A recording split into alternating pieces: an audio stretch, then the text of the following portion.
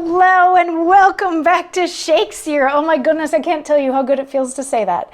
It's been exactly 6 months since I completed the daily Shakesyear project, and I've spent those last 6 months trying to figure out what the next iteration of this is going to be. And I've had some ideas, I've had some false starts and some stops and all that sort of thing. And then the other day, I opened up my app and I discovered that there were 14 more apocryphal plays that we hadn't covered the first time around.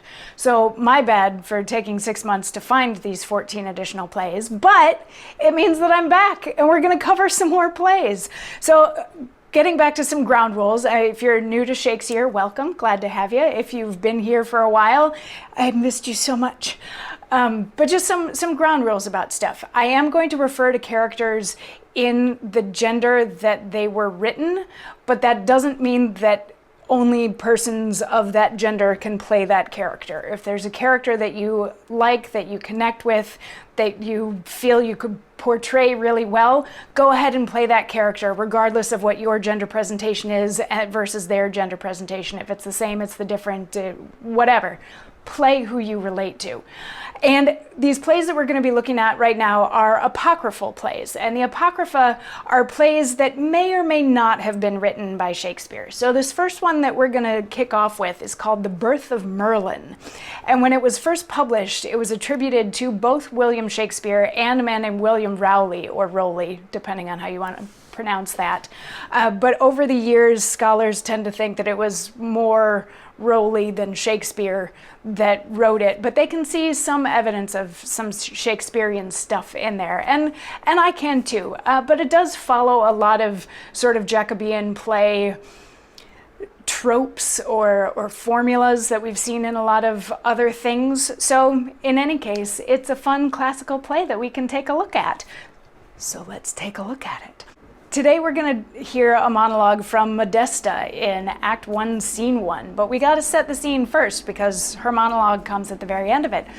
So when the play opens, we have Donibert, we have the Earl of Cornwall, we have Donibert's two daughters, Constantania and Modesta, so Constant and Modest are his daughters' names. They're coming in with, as I said, the Earl of Cornwall, whose name is Cador, C-A-D-O-R, and Edwin, who is the son of the Earl of Gloucester, and also the Earl of Gloucester is there, and they're all like, hey, should we maybe talk about some potential marriages that are going on here? Because Cador is in love with Constantania, and Edwin is in love with Modesta. But we don't necessarily know all of that yet, but they are going to start talking about marriage. And we start off with Cador and Constantania, and he's like, I would very much like to marry your daughter. And Donibert, to his credit, is like, you know, if my daughter says it's okay, then sure, why not? And she's like, yeah, I guess, you know, I've responded when he's had nice things to say, so maybe. And they're like, great, you crazy kids can go get married. But bear in mind, she's not super enthusiastic about it. And then Gloucester's like, oh, by the way, here's my son Edwin, who would like to marry your other daughter, Modesta. And Edwin is like, yes, I would love to marry her. And she's like, but you're a soldier, and soldiers tend to like war, so you don't really have brain space for love, now do ya? And he's like, oh, that's not really a thing. And she's like, but also this whole marriage thing?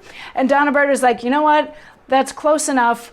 We'll just say that, you know, eventually she's going to fall in love with him, so let's move on as if y'all are getting married.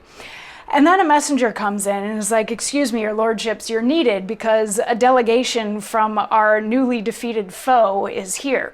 Now, Donibert and all of these lords that we've been chatting with so far are Britons. They'd been fighting with the Saxons, and the Saxon delegation has shown up. They're meeting the king, and these lords are supposed to go be there for that meeting. It's just the lords that leave. Gloucester and the two women and Edwin and Cador are still there. And this messenger is like, you know, there's another great thing happening. This hermit is coming. This very holy, revered hermit is going to be coming to visit us. He was able to like put down the pagan hordes and all this stuff. He's a very holy, very magical, very mystic man. And Modesta is like, I'd like to meet him. And the messenger's like, yeah, I don't think you'd get much out of that. And then he leaves, and Constantania and Cador are like, let's let Edwin and Modesta chat for a little while so that they can figure out how to fall in love with each other. So they leave, and now we're left with just Edwin and Modesta on the stage, and he tries to flatter her and all this stuff, and she's not really having it. You get this impression that she's not really interested in marriage, but she says, you know what, if I ever do marry somebody, I guess it might as well be you. And he's like, okay, that's good enough for me. And he leaves, and she's left on stage by herself to finish out the scene with this lovely monologue, which goes, noble and virtuous, could I dream of marriage, I should affect thee, Edwin. Oh, my soul. Here's something tells me that these best of creatures, these models of the world, weak man and woman, should have their souls. They're making life and being to some more excellent use. If what the sense calls pleasure were our ends, we might justly blame great nature's wisdom, who reared a building of so much art and beauty to entertain a guest so far uncertain, so imperfect. If only speech distinguish us from beasts, who know no inequality of birth or place, but still to fly from goodness, oh, how base were life at such a rate.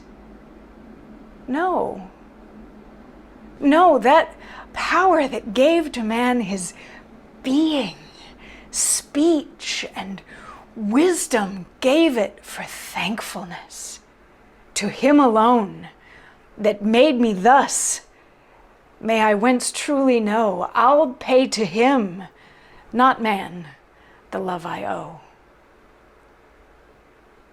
And that's the end of the scene. So what we're getting at is she's struggling a little bit because she knows that she's kind of supposed to get married because that's what people do. That's what women do, is they get married and they procreate, they have children, blah, blah, blah. And she's like, you know, if I was into that sort of thing, I'd be in Edwin. But she has this sinking feeling that humans are meant for something more. They're meant for something better, something greater. And if all we are baby-making factories, then it's a flaw in nature's design to make people that are so beautiful, but fill them with these sort of empty souls that are only interested in procreating. Not to say that procreation is an empty endeavor, but she's looking at sort of the carnal versus the spiritual here, and she's finding herself more and more drawn to the spiritual. She doesn't want to just lead a carnal life where she just gets married and has kids and then dies. She wants something more than that, and that's why she was interested in meeting the hermit, because he's a very holy man. So by the end of this speech, she's like, no, God had a better plan than this, than to just make people to be baby-making factories, and therefore I want to dedicate myself to him. I want to lead a purely spiritual life. I want to be, pious and blah, blah, blah. And I'm not going to love an earthly man. I'm only going to love God.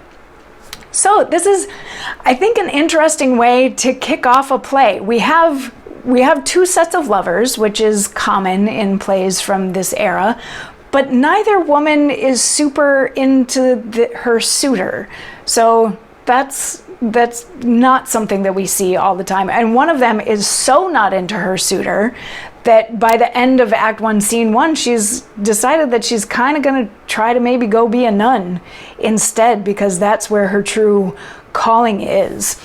And it's kind of interesting. There's a little snippet when the messenger comes in, and we hear about there's this war that's been going on. So we're going to have that subplot as well. So there's just these snippets of interesting tidbits that are going to come about in this play that they call The Birth of Merlin. And we are going to get to dig more into that tomorrow, because I'm going to be back doing more daily Shakesyear videos for at least these next 14 apocryphal plays. So thank you for coming back. Love your faces. Miss you. Mwah. I'll see you tomorrow.